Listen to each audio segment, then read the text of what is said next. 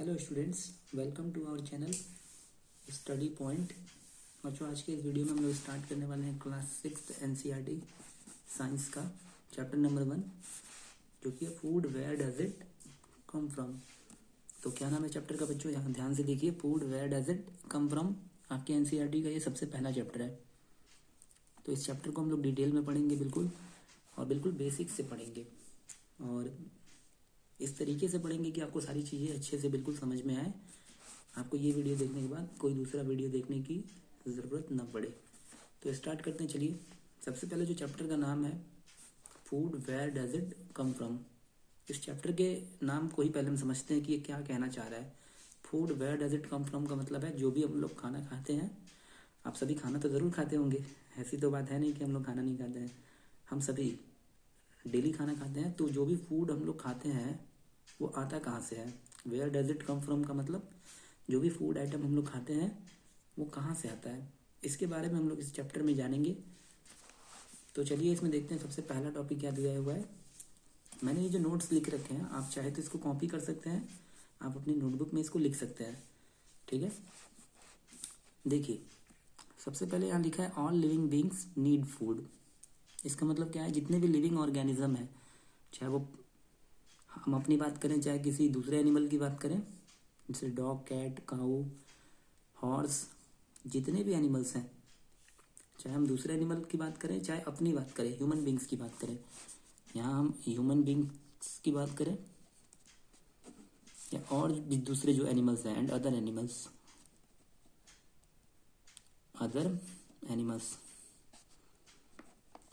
Human beings की बात करें या दूसरे किसी एनिमल की बात करें, सबको खाना चाहिए, सब कोई खाना खाता है। Every living organism need food. तो वही लाइन यहाँ लिखी गई है, all living beings need food. तो आखिर खाना हम खाते ही क्यों हैं? सबसे पहले ये जानना जरूरी है। अब आप बोलेंगे हमको खाना खाने से एनर्जी मिलती है, बिल्कुल। वो फर्स्ट पॉइंट मैंने वही लिखा है, टू गेट एनर्जी। जो भी खाना खाते हैं हम लोग, उससे हमको एनर्जी मिलती है, ठीक है। और दूसरी पॉइंट, अच्छा, यहाँ पे जो एनर्जी मिलता है ना हमको, जो भी खाना खाते हैं हमको उससे एनर्जी मिलता है, और फिर उसी एनर्जी का हम लोग यूज़ करते हैं। जो भी हम लोग काम वगैरह करते हैं, चाहे आप पढ़ रहे हो, आप दौड़ रहे हो, आप कोई गेम खेल रहे हो, ठीक है, साइकिलिंग कर रहे हो, वर्कआउट कर रहे हो, या कोई भी एक्सरसाइज कर रहे हो, सब में एनर्जी की रिक्वायरमेंट तो है। अब ऐसा थोड़ी है कि आप किसी इंसान को, ऐसे इंसान को लाओ जो 2 दिन से खाना नहीं खाया, अब आप उससे कहो कि आप दौड़ो, तो वो दौड़ पाएगा क्या? उसके अंदर इतनी एनर्जी नहीं बची होगी, ठीक है। तो जो भी हम लोग खाना खाते हैं उससे हमको एनर्जी मिलती है, फिर उस एनर्जी का हम यूज़ करते हैं जो भी अपना काम वगैरह हमको होता है वो करने के लिए। तो आप इसको और आगे लिख सकते हो इसमें, to get energy and we use that energy to do our works.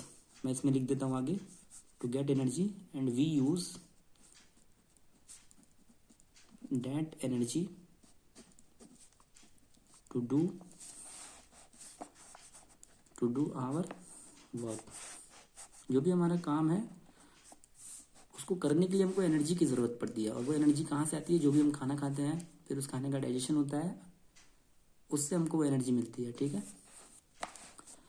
आगे देखिए, सेकंड पॉइंट क्या लिखा है यहाँ पे, जितने भी लिविंग बींग्स होते हैं उनको फूड चाहिए। तो फर्स्ट पॉइंट हमने डिस्कस कर लिया। सेकंड पॉइंट यहाँ क्या लिखा है, for their growth, development and survival. अब इसका मतलब क्या है? फॉर देयर ग्रोथ, आप जो भी खाना खाते हो उससे आपकी ग्रोथ होती है। आपने सुना होगा ना कि जो लोग जिम जाते हैं वो उनको ज़्यादा रिकमेंड किया जाता है कि वो प्रोटीन लें, अपनी डाइट में ज़्यादातर प्रोटीन लें। आप सुने होंगे, आपके बड़े भैया होंगे घर में, या किसी को भी, आप जो जिम जाता है उससे आप पूछिएगा कि आपको जिम में ज़्यादातर क्या लेने को कहा जाता है। तो जिम वाले जो लोग होते हैं उनको ज़्यादातर प्रोटीन लेने को कहा जाता है, प्रोटीन से मसल बढ़ती है, ठीक है। तो यहाँ पे फॉर द ग्रोथ, अगर हमारी डाइट अच्छी नहीं है, हम अच्छा खाना नहीं खा रहे हैं, तो हमारी ग्रोथ कहीं ना कहीं जो है वो इफेक्ट होगी, ठीक है। दूसरा क्या है? डेवलपमेंट।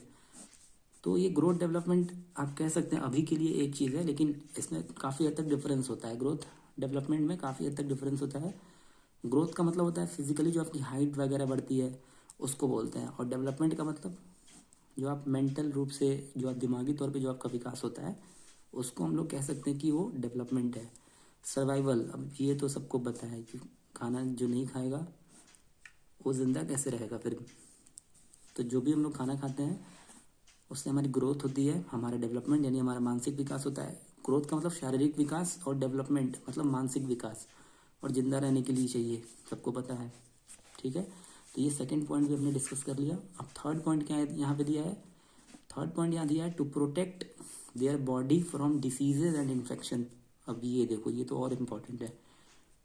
आपके एग्जाम में ये क्वेश्चन आ सकता है कि why do living beings need food, तो आप ये पॉइंट्स लिख के चले आना, आपको फुल मार्क्स मिल जाएंगे वहाँ पे। तो थर्ड पॉइंट क्या दिया है, to protect their body from diseases and infection. मतलब अगर आप खाना नहीं खाएंगे तो आप बीमार पड़ जाओगे। ऐसा क्यों? क्योंकि जब आप खाना नहीं खाओगे आपके अंदर एनर्जी नहीं बचेगी, और जब आपकी एनर्जी डाउन होगी तो अल्टीमेटली आपको जो है बहुत सारी बीमारियां होंगी। आप सुने होंगे कि किसी को जैसे उसकी डाइट में कैल्शियम की कमी, हम आगे पढ़ेंगे इस चैप्टर आगे जो है components of food, second chapter में हम लोग पढ़ने वाले हैं कि डेफिशिएंसी डिसीजेस कौन से न्यूट्रिएंट्स की कमी की वजह से कौन सी बीमारियां होती हैं, ये हम डिटेल में पढ़ेंगे हमारे सेकंड चैप्टर में। अभी के लिए मैं आपको थोड़ा बहुत बता दे रहा हूँ। जैसे अगर हमारे डाइट में आप आगे चल के सेकंड चैप्टर में पढ़ोगे कि कार्बोहाइड्रेट होता है, फैट होता है, प्रोटीन होता है, विटामिन होता है, मिनरल होता है। तो अगर इनमें से किसी एक की भी कमी हो जाए, हमारे डाइट में क्या क्या होता है बच्चों, मैं यहाँ लिख रहा हूँ, carbohydrates, fats, proteins, vitamins and minerals. इन सबको हम लोग बोलते हैं न्यूट्रिएंट्स। क्या बोलते हैं?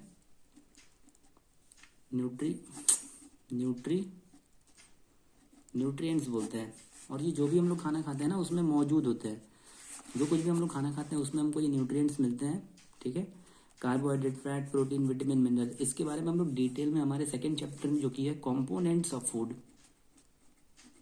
कंपोनेंट्स ऑफ फूड, उसमें डिस्कस करेंगे।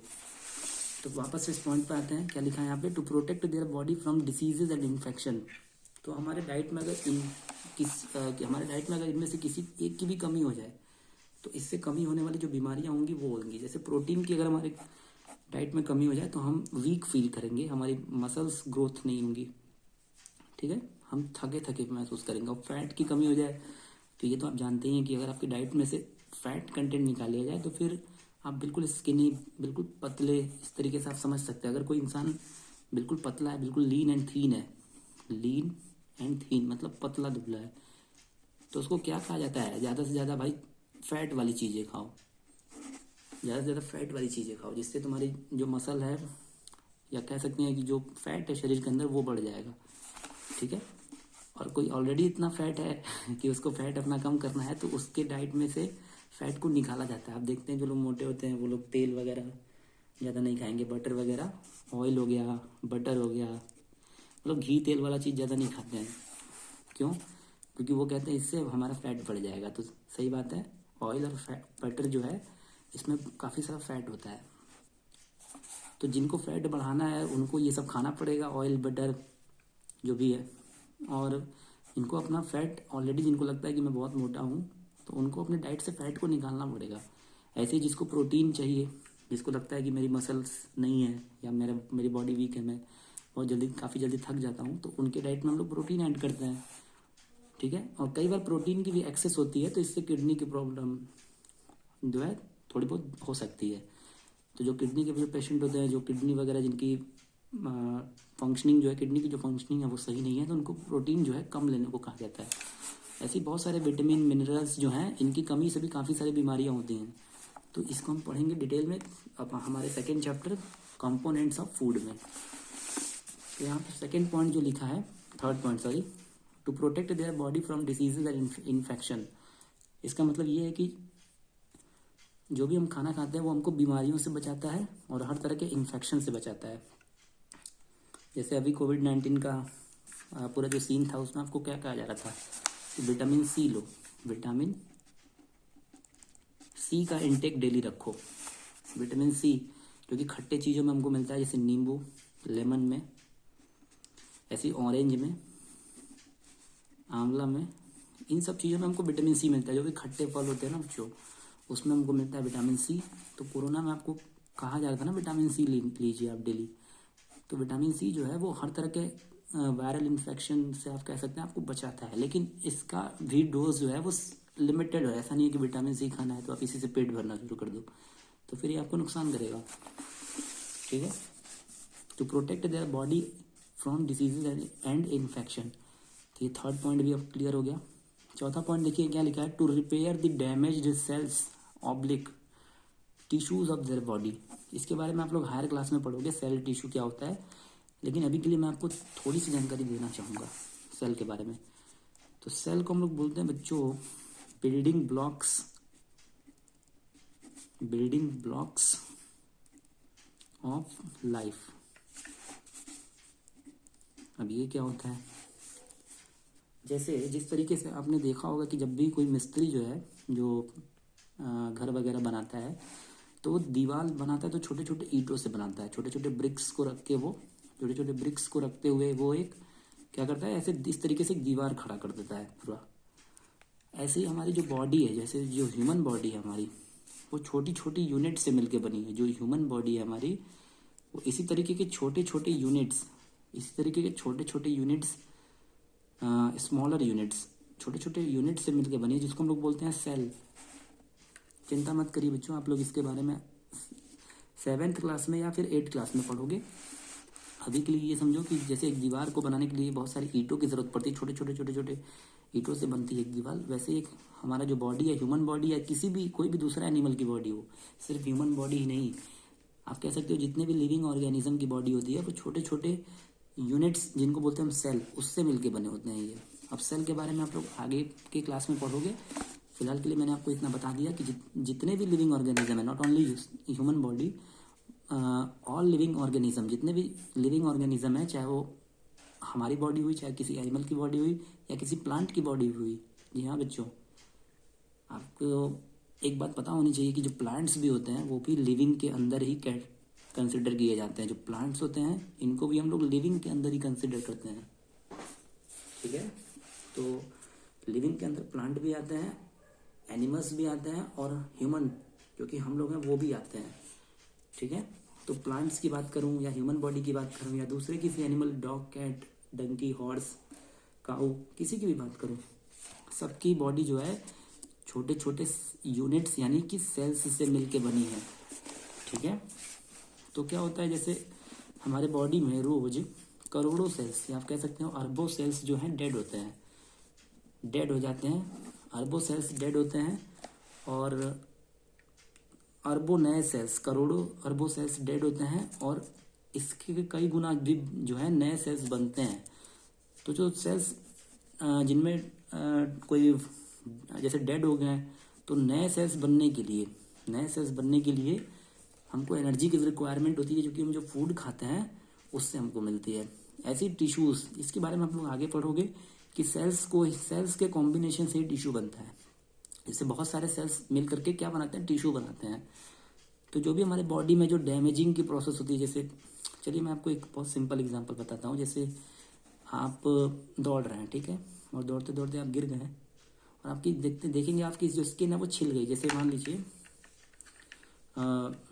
मेरे ये जो हाथ है यहाँ पे मुझे चोट लग गई, जैसे यहाँ पे चोट लग गई और ये छिल गया, तो आप देखेंगे कि कुछ दिनों में आप कह सकते हैं कि 1-2 सप्ताह में विदिन 1 और 2 वीक्स ये भरना शुरू हो जाता है। जो भी घाव है वो ठीक होने लगता है, उसके ऊपर ब्लैक कलर की एक लेयर आ जाती है, फिर उसके बाद से वो कुछ दिन बाद अपने आप वो लेयर हट जाती है और जो हमारा घाव है वो बिल्कुल ठीक हो जाता है। तो वो जो ब्लैक कलर की जो लेयर आई, या आप जो कह सकते हैं जो घाव भरने का जो सिस्टम है बॉडी का, जो रिपेयरिंग है बॉडी का खुद का, जो भी डैमेजिंग होती है, छोटे मोटे जो डैमेजिंग होते हैं उसको बॉडी खुद रिपेयर करती है। जैसे आपको कहीं चोट लग जाए, कहीं छिल जाए, कहीं कट जाए, तो अपने आप ठीक होता है कि नहीं होता है। तो उस डैमेजिंग के लिए भी हमारी बॉडी को एक्स्ट्रा एनर्जी की रिक्वायरमेंट होती है, जो कि हम जो खाना खाते हैं, जो फूड लेते हैं, उससे मिलती है। ठीक है, सो आई होप आपको ये चारों पॉइंट क्लियर हो गए होंगे।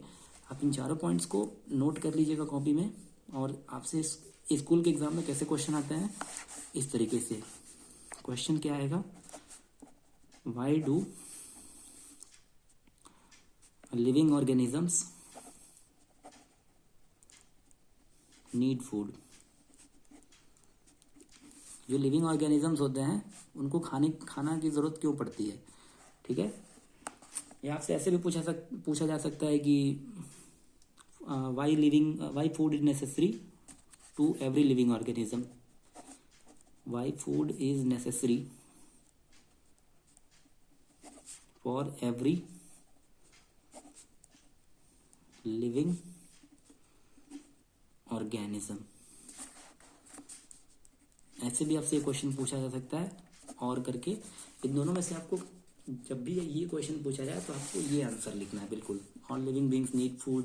फिर आप ये इसमें से ये चारों पॉइंट आप लिख सकते हैं, ठीक है। चलिए आगे हम देखते हैं हमारे जो अब यहाँ से हमारा जो एक्चुअल चैप्टर है वो शुरू होता है। आपके चैप्टर जो है food where does it come from, यहाँ से जो है आपका बिल्कुल एक्चुअल चैप्टर शुरू होता है। ये मैंने आपको छोटी सी एक पॉइंट बताया है, इस पे भी क्वेश्चन आ जाते हैं, लेकिन अब यहाँ से आपका जो है एक्चुअल चैप्टर जो है यहाँ से स्टार्ट होगा। आपका इंग्रेडिएंट्स क्या होते हैं, इंग्रेडिएंट्स बोले तो जैसे यहाँ क्या लिखा है, these are the materials needed to prepare a particular food item या फिर डिश। अब यार यहाँ देखो बच्चों, यहाँ ध्यान से देखिए आप लोग, इंग्रेडिएंट्स क्या होते हैं, these are the materials needed to prepare a particular food item या फिर डिश। तो जो भी हम लोग कुछ भी बनाना होता है, जैसे खाने में अगर हम कुछ भी बनाएं, जैसे अगर आप दाल बना रहे हो या चावल बना रहे हो या रोटी चपाती या चलो मैगी बना लेते हो, तो मैगी की अगर बात करें तो इसमें क्या क्या चीज़ें लगेंगी। जैसे मैगी बनाने के लिए सबसे पहले तो आपके पास मैगी का पैकेट होना चाहिए भाई, बिल्कुल मैगी का पैकेट होना चाहिए। इसके अलावा मैगी जो मसाला होता है वो तो अंदर ही रहता है, उसमें आपको सॉल्ट चाहिए, नमक। फिर आपको अगर आप बॉयल मैगी बना रहे हो तो वाटर चाहिए, बस इतना ही चाहिए बॉयल मैगी बना रहे हो तो। बाकी अगर एक्चुअल में ऑयल में जो कढ़ाई वगैरह में बनाया जाता है उसमें बनाना है तो आपको तेल भी चाहिए होगा, फिर आपको हरी मिर्च, फिर टमाटर, पता नहीं क्या क्या, ये सब सारी चीज़ें जो हैं, फिर मैगी भी चाहिए उसमें आपको लगेंगी। लेकिन अगर आप बॉयल मैगी बनाते हो सिंपल, तो वाटर चाहिए, नमक चाहिए थोड़ा सा, मैगी चाहिए और थोड़ा सा अगर आप ग्रीन चिलीज जो होते हैं, हरी मिर्च, अगर वो ले सकते हो, मतलब वो भी ले सकते हो आप थोड़ी बहुत। अगर आपको थोड़ा सा तीखा खाना है तो आप ग्रीन चिली यूज़ कर सकते हो। अदरवाइज इतने में ही आपका मैगी जो है, बॉयल वाला मैगी जो 2 मिनट में तैयार होता है वो ये वाला है, तो आपका मैगी जो है वो तैयार हो जाएगा। तो इंग्रेडिएंट्स क्या होते हैं, these are the materials needed to prepare a particular food item. तो कोई भी एक फूड आइटम हो या कोई भी एक डिश बनाना हो हमको, तो जो जो चीज़ें उसमें रिक्वायर्ड है, जो जो मटेरियल उसमें हमको लगेगा, जो जो चीज़ें हमको लगेंगी बनाने के लिए, उसी को हम लोग बोलते हैं इंग्रेडिएंट्स। जैसे यहाँ एग्जांपल लिखा है, दाल बनाने के लिए आपको क्या चाहिए, ऑब्वियसली दाल बनाने के लिए यार कच्ची दाल तो चाहिए ही। तो दाल चाहिए, नमक चाहिए, सॉल्ट, टर्मरिक पाउडर, थोड़ी सी हल्दी चाहिए। आप अगर आपको नहीं पता है कि दाल बनाने के लिए क्या क्या चीज़ें लगती हैं, तो आप अपने मम्मी की या सिस्टर की हेल्प ले सकते हो। घर में कोई बड़ी सिस्टर हो या मम्मी हो, कोई भी हो आपसे जो बड़ा हो, जो कुकिंग करता हो, आप उससे पूछ लेना कि दाल बनाने वक्त जो है वो क्या क्या लगता है। वैसे तो सबको पता ही होगा। कच्ची दाल चाहिए, उसके लिए सॉल्ट चाहिए, नमक, टर्मरिक पाउडर, घी चाहिए, घी या कोई भी ऑयल आप ले सकते हो, थोड़ा सा डालना होता है, कई लोग नहीं भी डालते हैं, स्किप करते हैं, लेकिन चलिए हम लिख लिए घी यहाँ पे। इसके अलावा पानी तो चाहिए ही चाहिए यार, दाल बनाने के लिए दाल को पकाना है तो पानी तो चाहिए ना। अगर कुकर वगैरह में बनाओगे तो पानी तो डालोगे ही उसमें। सिमिलरली ऐसे चावल आपको बनाना है तो राइस ग्रेन्स, कच्चे चावल के दाने, वो तो चाहिए ही, थोड़ा सा पानी चाहिए बस। रोटी बनाना है या चपाती बनाना है तो आपको आटा चाहिए, व्हीट फ्लोर, पानी चाहिए, ठीक है बच्चों। ऐसे आपको अगर मैगी बनाना है तो मैंने मैगी के लिए आपको ऑलरेडी बता दिया है कि ये सारी चीज़ें चाहिए, ठीक है। तो इंग्रेडिएंट्स क्या होते हैं, एक बार फिर से डेफिनेशन देख लीजिए। These are the materials needed to prepare a particular food item या फिर डिश। कोई भी डिश बनाना हो या कोई भी फूड आइटम बनाना हो तो उनमें जो जो चीज़ें रिक्वायर्ड होंगी, जो जो चीज़ें लगेंगी, उनको हम लोग बोलते हैं इंग्रेडिएंट्स। अब एक छोटा सा काम है आपके लिए कि आप जो भी पैकेट वाली चीज़ जो खाते हो ना, चाहे बिस्किट हुआ, चाहे नमकीन हुआ, टॉफ़ी हुआ, कुछ भी, आप उसके पीछे जो है रैपर होता है उसको आप चेक करिएगा। जो भी कुछ आप खाते हैं उसके पीछे रैपर जो होता है ना, उसको आप पीछे चेक करिएगा घुमा के, तो उस पर लिखा होता है कि उसमें इंग्रेडिएंट्स, मतलब वो किन किन चीज़ों से मिला करके बनाया गया है, उस पर सारा लिखा होता है। मैं आपको दिखा सकता हूँ इधर अगर, लेकिन यहाँ कोई अभी है नहीं, रैपर किसी चीज़ का, वरना मैं आपको दिखा देता है यहीं पे। 1 मिनट में आपको दिखाता हूँ। हाँ, तो बच्चों मैं आपके लिए मेरे पास एक हनी का डिब्बा है। जो भी खाने वाली चीज़ होती है उस पर लिखा हुआ, तो आप देख सकते हैं यहाँ पे। अगर मैं आपको दिखाऊं, आई थिंक आपको 1 मिनट देखिए, ये इंग्रेडिएंट्स की जगह पे क्या लिखा है, हनी। आप देख पा रहे होंगे यहाँ पे, मैं और क्लियर करता हूँ। यहाँ पे देखिए इंग्रेडिएंट्स, यहाँ पे हनी लिखा है। आप ये यहाँ ध्यान से देखिए, ये इधर ये देखिए, ये यहाँ लिखा है इंग्रेडिएंट्स में हनी, यानी ये जो हनी है हमारा, इसमें इंग्रेडिएंट के तौर पे सिर्फ हनी है। ऐसी आप जो भी चीज़ें जो खाते हैं ना, कुछ भी आप जो खाते हैं, टॉफ़ी, बिस्किट, नमकीन, उसके पीछे इंग्रेडिएंट्स लिखा होता है। बल्कि टॉफ़ी बिस्किट का तो आप देखेंगे तो बहुत लंबा चौड़ा इंग्रेडिएंट होगा, उसमें बहुत सारी चीज़ें पड़ी होती हैं। ठीक है, तो आप चेक कर सकते हो। तो इंग्रेडिएंट्स के बारे में हो गया बच्चों। तो आज के लिए बस इतना ही। हम लोग आगे देखेंगे इस चैप्टर में जो दूसरे जो टॉपिक्स होंगे उसको हम लोग आगे की वीडियोस में देखेंगे। आई होप आपको सारी चीज़ें समझ में आ गई होंगी। अगर समझ में आ गई हैं तो आप वीडियो को लाइक कीजिए और अपने फ्रेंड्स में ज़रूर शेयर कीजिए। और आपके अगर कोई डाउट्स हैं तो आप उसको कमेंट सेक्शन में मेंशन कर सकते हैं, मैं रिप्लाई उसका कर दूंगा। ठीक है प्यारे बच्चों, अगर आप नोट्स इसको नोट करना चाहते हैं तो आप बिल्कुल नोट कर लीजिए। आप अपने नोटबुक में इसको कॉपी कर सकते हैं, और आपके एग्ज़ाम में अगर क्वेश्चन आएगा तो आप इसको लिख सकते हैं। बिल्कुल, मैं एक बार पूरे नोट्स को एक बार अच्छे से आपको प्रॉपरली दिखा देता हूँ, आप इसको नोट कर लीजिएगा। इधर मैंने आपको कुछ चीज़ें समझाई हैं तो इसको आप स्किप कर सकते हैं। हाँ, ये क्वेश्चन नोट कर लीजिएगा जो मैंने आपको बताया है, बाकी इधर आपको अगर इधर जो मैंने आपको चीज़ें बताई हैं उसको आप स्किप कर सकते हैं। बस ये मैंने आपको समझाने के लिए बताई थी। ठीक है बच्चों, आई होप आपको सारी चीज़ें अच्छे से समझ में आ गई होंगी। ठीक है, ठीक है बच्चों, मिलते हैं नेक्स्ट वीडियो में। तब तक के लिए धन्यवाद।